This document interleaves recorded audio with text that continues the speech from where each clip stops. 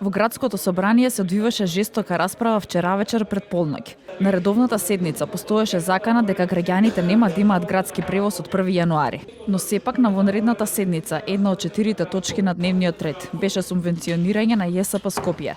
И покрај препугувањата меѓу советниците со 32 гласа за, од 39 присутни се изгласа точката за доделување субвенции на јавното сообраќајно предпријатие за 2023 година. А со тоа Скопјани од 1 јануари сепак имаат јавен градски превоз, а студентите и пензионерите ќе продолжат како и досега да ги користат бесплатно услугите на ова предпријатие.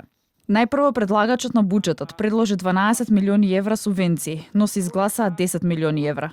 Денеска пак советниците излегоа со коментари и реакции за она што се случуваше вчера вечер.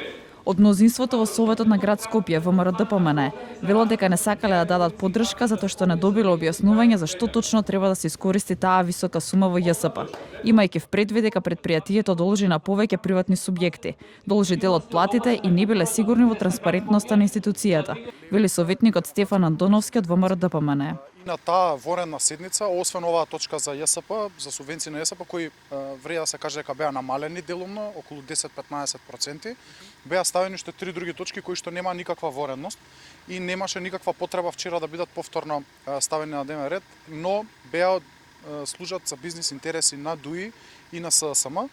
Од опозицијата во Советот на град Скопје, Љубица Јанчева пак вели дека ако на мнозинството во Советот име јавниот интерес пред се и над се, тие ќе дале глас за субвенција за ЈСП Скопје.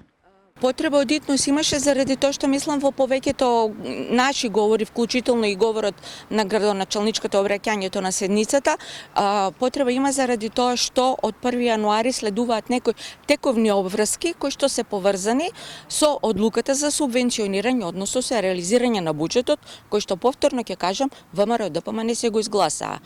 Ако интересот на граѓаните, јавниот интерес им беше пред се и над се, а не тесно партискиот интерес и интересот за тендери и провизии, тие ќе изгласаа и субвенцијата. За обврската за извештаите советниците од ВМРО-ДПМН и СДСМ нагласуваат дека ќе продолжат да ги бараат од предпријатието. Впрочем, велат дека ЈСП треба да доставува извештаи на секои 3 месеци.